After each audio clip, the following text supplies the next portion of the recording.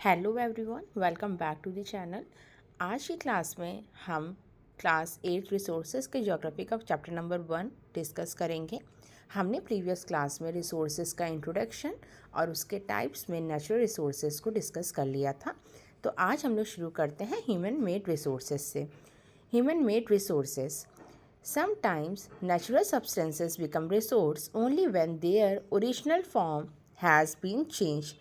कभी बहुत से टाइम ऐसा होता है कि कोई भी नेचुरल रिसोर्स तब एक रिसोर्स बनता है जब उसका ओरिजिनल फॉर्म चेंज हो जाता है।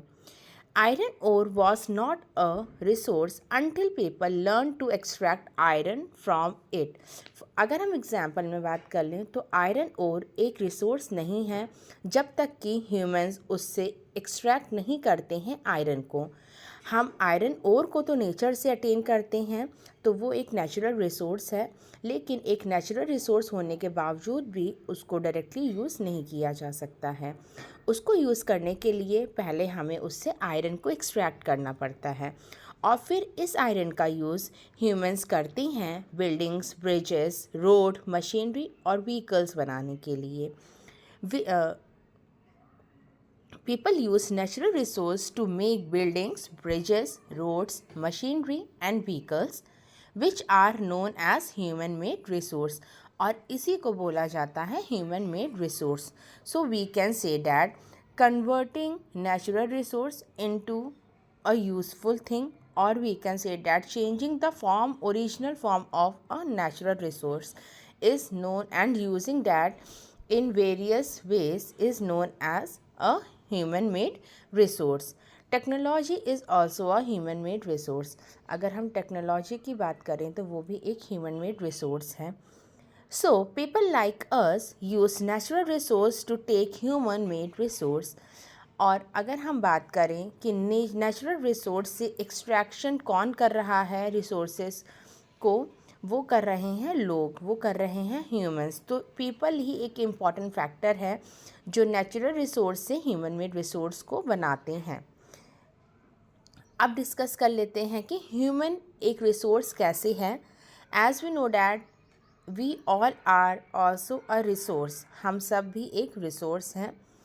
People can make the best use of the nature to create more resources when they have the knowledge, skills and the technology to do so. एक ह्यूमन रिसोर्स, एक people human resource तब बनता है जब वो अपनी नॉलेज, स्किल, टेक्नोलॉजी पे work करता है। That is why human beings are a special resource. इसलिए हम ये बोल सकते हैं कि एक ह्यूमन बीइंग एक स्पेशल रिसोर्स है, क्योंकि ह्यूमंस हमेशा अपनी स्किल्स को अपडेट करते रहते हैं रिक्वायरमेंट्स के according, right. People are human resource, so we can say that people themselves are a human resources. Education and health help making people a valuable resources.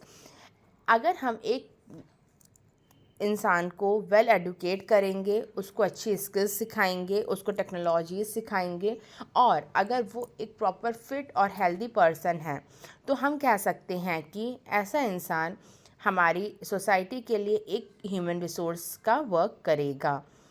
Improving the quality of people's skills so that they are able to create more resources is known as human resource development. देखिए, आज के time पे चीज़ों में बहुत से changes हो रहे हैं। टाइम के अकॉर्डिंग चीज़ें बहुत फ्रिक्वेंटली अपडेट होती चली जा रही हैं, है ना। इसलिए ज़रूरी है कि करंट रिक्वायरमेंट को फुलफ़िल करने के लिए हम टाइम टू टाइम पीपल्स की स्किल्स को भी अपग्रेड करें, वो भी अपनी स्किल्स को अपडेट करें, इम्प्रूव करें। तो ह्यूमंस की क्वालिटी को इम्प्रूव करना, उनको नई स्किल सिखाना, उनको टेक्नोलॉजिकल नॉलेज प्रोवाइड करना, इससे ह्यूमंस का डेवलपमेंट होता है, जिसे ही हम कहते हैं ह्यूमन रिसोर्स डेवलपमेंट। अब बात करते हैं कि रिसोर्सेज को कंजर्व करना क्यों इम्पॉर्टेंट है। How we can conserve our resources, whether they are renewable resources or non-renewable resources. So Using resources carefully and giving them time to get renewed is called resource conservation. Resource को carefully use करना, हमारे पास जितने भी resources available हैं उनको बहुत ही carefully, बहुत wisely use करना और उन्हें रिन्यू होने का प्रॉपर टाइम देना, इसको बोला जाता है resource conservation. Balancing the need to use resources and also conserve them for the future is called sustainable development. Resources को अच्छी तरीके से यूज़ करना, अपनी नीड के हिसाब से ये चीज़ बैलेंस आउट करके चलना और उनको आगे फ्यूचर के लिए कंजर्व भी करना, इसको बोलते हैं sustainable development. What is sustainable development? Sustainable development means carefully utilizing resources so that beside meeting the requirement of the present, also take care of future generation. Sustainable development का मतलब है कि हम अपने रिसोर्सेज को कैसे यूज़ करें कि हम अपनी प्रेजेंट की रिक्वायरमेंट को तो फुलफ़िल करें ही, साथ में उससे हम अपनी फ्यूचर जनरेशन की रिक्वायरमेंट भी फुलफ़िल कर पाएँ. और we can say that we can conserve them for the fulfillment of the future generations requirement also, right? Okay. Each person can contribute by reducing consumption, recycling and reusing things. So we can contribute in conservation of the resources by reducing our consumption, by recycling and by reusing things, by using things again and again, right? Ultimately, it makes a difference because all our life is linked. और कहीं ना कहीं अगर हम चीज़ों को का consumption कम करेंगे, बहुत वाइसली सिलेक्शन करेंगे कि हमें कब किस रिसोर्सेज को कितना यूज़ करना है, हम रिसोर्सेज को रिसाइकिल करके यूज़ करेंगे और हम रिसोर्सेज का अगर रीयूज़ करेंगे तो इससे कहीं ना कहीं हमें बहुत बड़ा डिफरेंस देखने को मिलेगा और हम ये पाएंगे कि हम कहीं ना कहीं सस्टेनेबल डेवलपमेंट भी कर रहे हैं और हम रिसोर्सेज को एक प्रॉपर तरीके से यूज़ कर पा रहे हैं. Okay. The future of our planet and its people is linked with our ability to maintain and preserve the life supporting system that natural provide. हमारे प्लैनेट का फ्यूचर डिपेंड करता है कि हम किस तरीके से अभी करेंटली जो हमारे पास रिसोर्सेस हैं उसका कितना वाइसली यूज़ करते हैं. इसलिए हमारी कुछ ड्यूटीज़ हैं. Therefore, it is our duty to ensure that, and those duties are हमारी कुछ ड्यूटीज़ हैं जो हमको इंश्योर करनी चाहिए that all uses of renewable resources are sustainable. हमें हमेशा ये ध्यान रखना चाहिए कि हम जितने भी renewable resources का यूज़ कर रहे हैं वो सस्टेनेबल तरीके से कर रहे हों. रिन्यूएबल रिसोर्सेज मतलब कि जो हमको नेचर ने प्रोवाइड किया है लेकिन वो भी कहीं ना कहीं एग्जॉस्ट हो रहे हैं अगर हम उनको प्रॉपर केयरफुली यूज़ नहीं करेंगे तो. Okay. The diversity of the life on the earth is conserve. हमको ये भी ध्यान रखना चाहिए कि हमारी अर्थ में जितनी भी डाइवर्सिटी है उसको कंजर्व करके चलें. The damage to natural environment system is minimized. और हमें ये भी ध्यान रखना चाहिए कि being a good human being हमें अपने एनवायरनमेंट से हमें अपने नेचर से मिलने वाले रिसोर्सेज को इस तरीके से यूज़ करना चाहिए कि हम अपने नेचुरल एनवायरनमेंट को कम से कम डैमेज करें अपनी रिक्वायरमेंट्स को फुलफ़िल करने के लिए. Okay. Now we will discuss some important principles of sustainable development. First point is respect and care of all forms of life. So for the sustainable development, it is very important to give respect to everyone.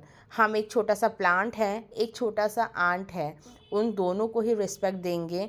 It doesn't means कि वो aunt हमको harm कर सकता है, लेकिन देखिए वो एक ह्यूमन क्रिएचर है तो this is our responsibility to respect them. This is our responsibility to use the natural resources in a proper manner, right. Whatever the nature is giving us we are responsible for take care of that. Okay. Improve the quality of human life. हमको human life की quality को improve करने में help मिलती है sustainable development के अंडर. Conserve the earth. Conserves the earth's Vitality and diversity, हमें अर्थ में जितनी भी वैराइटीज़ हैं, डाइवर्सिटी हैं, उनको भी कंजर्व करना चाहिए।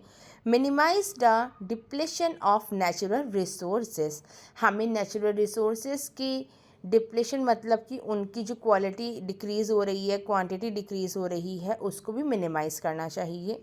Change personal attitude and practice towards the environment, हमको एक बीइंग अ ह्यूमन बीइंग अपने पर्सनल अप्रोच, अपने पर्सनल एटीट्यूड को चेंज करना चाहिए, because we are human being, we can't be greedy. Okay, हम ग्रीडी नहीं हो सकते हैं, हमें नेचुरल रिसोर्सेज का यूज़ बहुत वाइजली अपनी करंट की रिक्वायरमेंट को फुलफ़िल करते हुए फ्यूचर के लिए भी उनको स्टोर करना चाहिए। Enable community to care of their own environment, हमको ऐसी कम्युनिटीज़ को इस्टेब्लिश करना चाहिए जो अपने खुद के एनवायरनमेंट को केयर करना जानते हों, जो ये जानते हों कि कैसे रिसोर्सेज हमारे लिए इम्पॉर्टेंट हैं और इनको हम कैसे वाइजली यूज़ कर सकते हैं और अपने अर्थ को एक अच्छा एक सस्टेनेबल डेवलपमेंट में अर्थ में कंट्रीब्यूट कर सकते हैं। Okay class, this is all about the chapter number 1 class 8 geography. अब सेकेंड चैप्टर हम नेक्स्ट क्लास में डिस्कस करेंगे। अगर आपको ये वीडियो पसंद आया तो प्लीज़ चैनल को लाइक, शेयर और सब्सक्राइब ज़रूर करिएगा, और इसकी प्रीवियस वीडियो को देखने के लिए आप प्लेलिस्ट में जा सकते हो और उसे ज़रूर विज़िट करके इस फिर वीडियो को विज़िट करिएगा। Thank you so much everyone.